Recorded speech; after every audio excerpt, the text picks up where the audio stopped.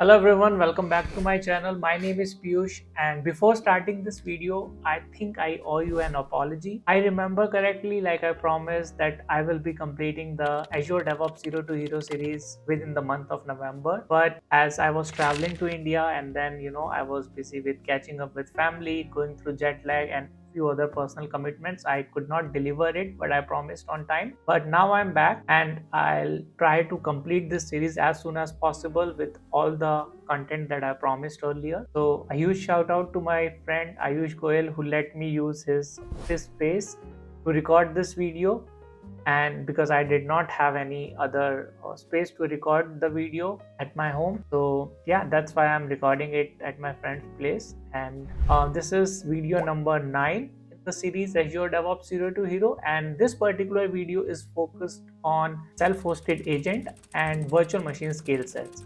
So let's head over to the GitHub repository and we'll see the agenda of the video. Okay, so this is video number 9 in the series Azure DevOps Zero to Hero, and in this particular video we'll be looking all about self-hosted agents and how do we install it on Azure Virtual Machine Scale Set. So I'm in my GitHub repository. You should already have the link by now. If not, you know where to find it.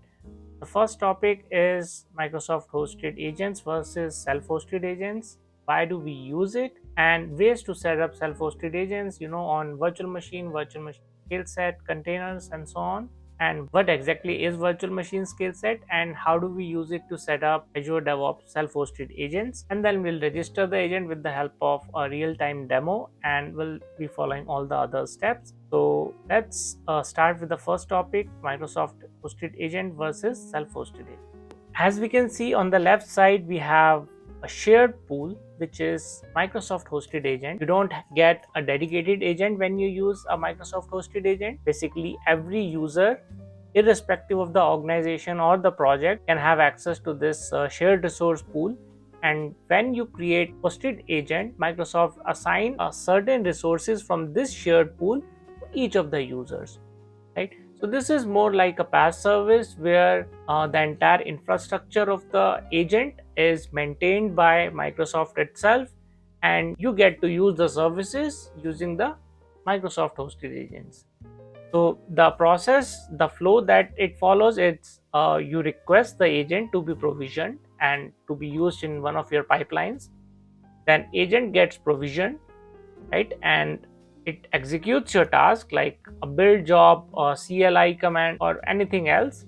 And then once the task is completed, the agent gets destroyed. All the temporary files, all the git checkout, everything will be destroyed that was stored on that agent as part of the build job, right? So this is how Microsoft hosted agent works. Now, as opposed to that, we also have self-hosted agent where you create your private dedicated pool for your organization, and you use those resources to run certain tasks, certain build jobs, or certain command lines, and you have dedicated access to it. This is more like an IaaS service where you also manage the infrastructure in which the agent is hosted. So whether you are hosting it on virtual machine or virtual machine scale set or as part of the containers, you are responsible for maintaining the entire infrastructure, right? So which is a feature of IaaS, so but it provides you more control over it. So let's have a look, why do we actually use self-hosted agents. Self-hosted agents can be used in many ways, in many use cases. For example, if you need to install certain custom install software and you want these software to be installed automatically as soon as the agent is provisioned without manually adding those, or without having to create extra build steps as part of your pipeline. Or when you need high performance, which is not guaranteed or which Microsoft hosted agent does not provide. So in that case also you can use self-hosted agents. Or you have a specific requirement for the agent, certain number of CPUs or certain amount of memory requirement, then you use this. So you have a restrictive network requirement wherein your source code cannot be downloaded on public internet, because when we use Microsoft hosted agent, this is basically running in Microsoft data center and the traffic is traversing over the internet, which is not a really secure way of doing things, and certain compliance or networking requirement might restrict you to do all of these things. So in those cases as well, you use self-hosted agents, right? Now there are different ways of setting it up. You can have it created on a virtual machine scale set, or you can have it as part of virtual machines itself, or you run it as container and host it on Azure Container Instance or Azure Kubernetes services. So these are different ways you can install and use your agent, your self-hosted agent. Let's quickly see what exactly is VM scale set, and then I will show you the Azure portal as well. Let's assume your application is accessible to the external user through a load balancer, which is the front facing of your application. And behind your load balancer as the backend, you have your virtual machine. Let's call it VM1.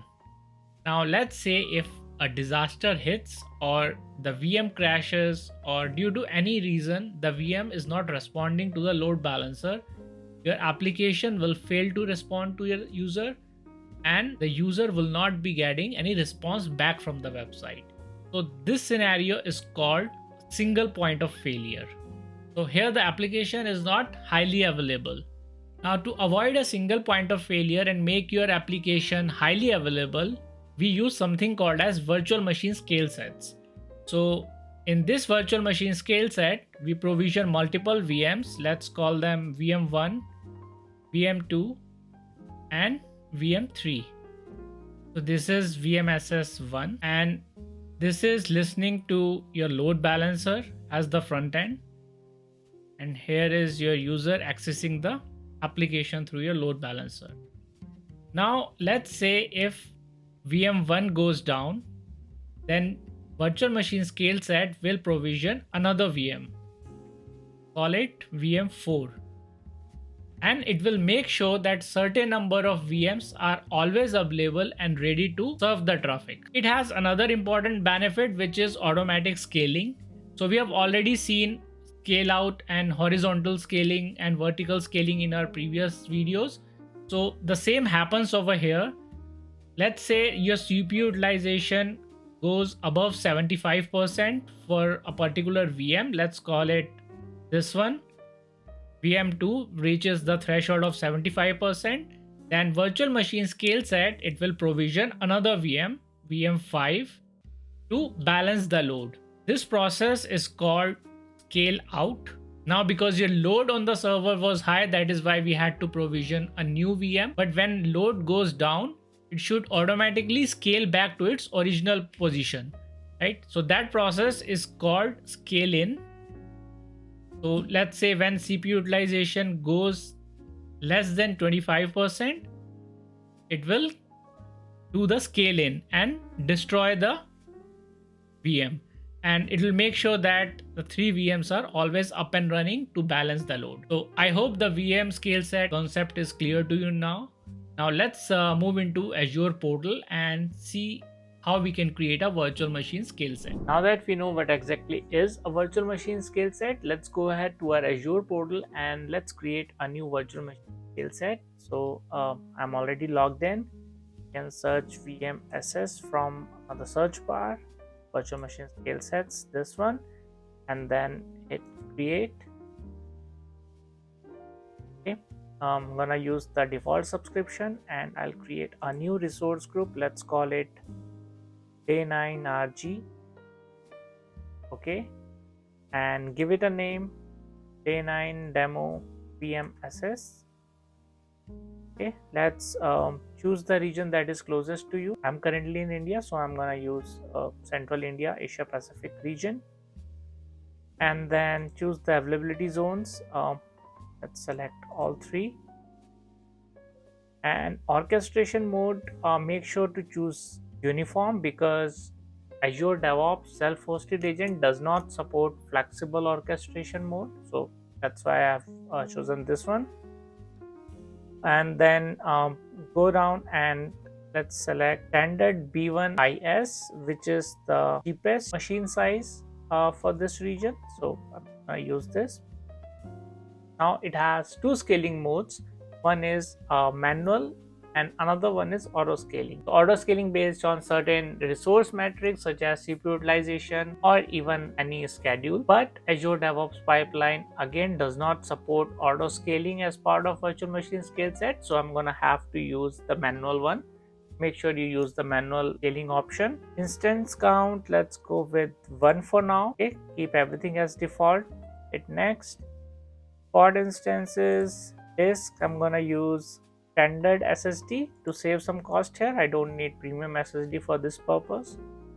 Right? Premium SSD is high performance SSD and we don't need really high performance at this point. A standard SSD will do just fine. We don't have any issues.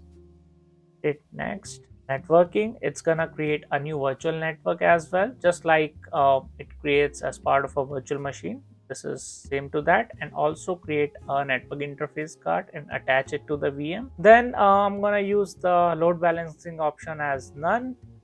Hit management, and upgrade mode should be manual because we have not chosen automatic, right? So manual is good. And hit next. Health, advance, keep everything as default. Hit next, and review and create. Once all the validations are passed, you can hit create and create the virtual machine scale set. The validations have been passed, so let's hit create and download private key and create resources. Now it's gonna take few seconds and then the resources will be provisioned, so I'm gonna have to pause the recording till that time and then we'll come back and see. Alright, so after a few minutes my virtual machine scale set has been provisioned. Now I'm gonna click over here where it says go to resource, so it will take me to the virtual machine scale set and it's been provisioned. It says 2 out of 2 instances has been provisioned. This is what I wanted. Now the next step is to install agent on this particular virtual machine scale set. So I'm gonna go to my project in Azure DevOps, and the project that I will be using is the earlier one, YouTube clone. Let's go ahead with this. And now go to project settings from the left side of the screen, and over there you'll see an option inside the pipeline where it says agent pool. Right, so click on that and you can simply click on add pool on the right side. I'm not sure if it is visible, but here it is. Right, so click on that and now you enter the details of your agent pool. If you see, there are two options. One is self-hosted, another one is Azure Virtual Machine Scale Set. So self-hosted means it is installing it on a Azure virtual machine. So you have to log into the machine and install the agent by yourself by running some commands. But if you select this option, Azure Virtual Machine Scale Set, you can install agent directly from here. Right, so let me show you how it works. So you click on that and now it's asking you the pool type is virtual machine scale set. Select the Azure subscription. So this subscription is nothing but the service connection. So you can create a new service connection or choose the existing one if it has the access to your project and resources. So this we have already discussed in the previous video. So I have selected that and let me select this drop down, and here is our virtual machine scale set. Because this particular service connection has the access to read or deploy or manage your resources in Azure. So that is why this virtual machine scale set is visible over here. Let's give it a name, demo 9 pool. Okay, now automatically tear down virtual machines after every use. Let's use this option. Maximum number of machine in the scale set 2. Number of agent to keep on standby, keep it 1. That means one agent will always be up and running. In case one is busy, another one is there on the standby. And then delay between deleting accessing idle agent, let's keep it 1 minute. Okay, and then finally grant access permission to all the pipelines. Once that is done, once you have verified everything, hit create. Now I'm going to show you how it will install the agents.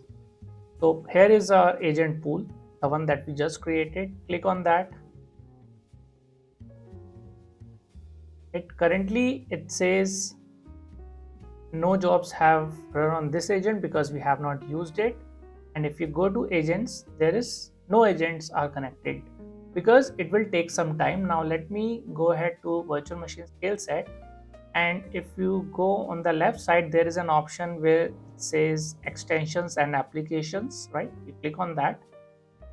So you see there is one extension, Azure DevOps Pipeline agent, that's been installed for you.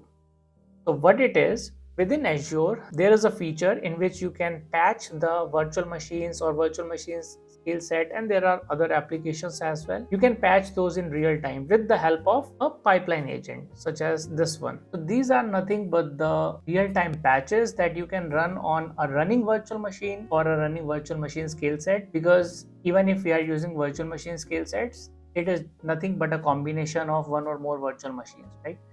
So you can run these patches, and if you click on that, if you click on extensions and add, you will see a different type of extensions that we can install on a running virtual machine, like agent for Linux monitoring, or like there are a lot of options, and this is the one that we are using right now, even though we did not install it manually, but Azure DevOps Pipeline installed that on our behalf when we created the agent pool from Azure portal. So that's how it is working, right?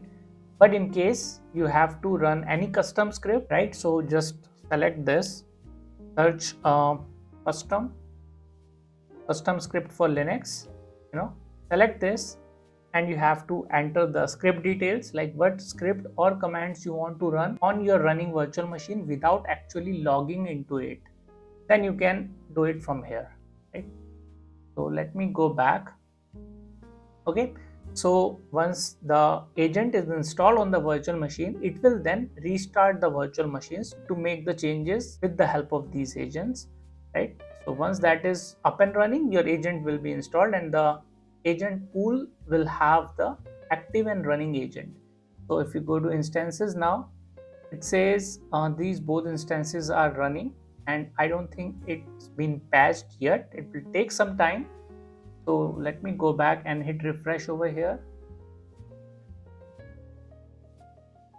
Yeah, it's not connected yet. So I'm gonna pause the recording till it make the changes, and then we'll come back and see. After waiting for about 15-20 minutes, my instance is now up and running. So if you see over here, it says demo VMSS 2 is running.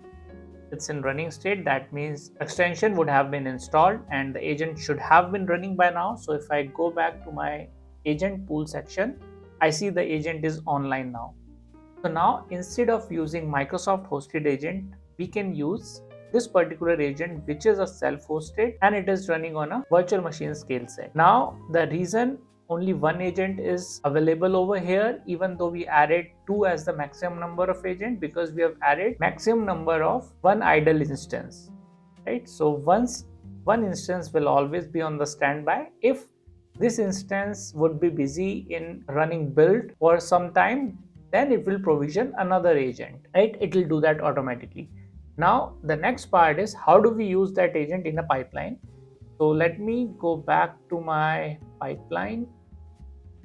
This is my project, and in project I'll pick the existing pipeline, the one that we used earlier. I guess this was day 4 project. So I'll choose this one and hit edit. I guess this was, yeah. So over here you see, so earlier we were using image name Ubuntu latest. Now we can specify a pool as build agent. So this is the agent name. Our agent pool is Day-9 VMSS. I guess this is the one. Let me just double verify from here. Project settings, and then agent pool, demo 9 pool. So this is what I need to check. Demo 9 pool. Okay, so once this is done, it will fail, and I will show you why, but let me just save it first and let it auto trigger, then I can explain you why it will fail. So if we go to pipelines, it should have auto triggered it. It is running right now. Let's go to the logs. Okay, build. Okay, hit initialize job. If you remember correctly, or when we were using Microsoft hosted agent, sometimes it takes a lot of time for initializing the agent, and it always say you are in queue. But in case of this particular self-hosted agent, it's instant because the agent is up and running. It is ready to serve the request. Right now, this is what I meant by why it will fail. So it says it is failed in the npm step. Let me pull up the logs. It says unable to locate executable file npm.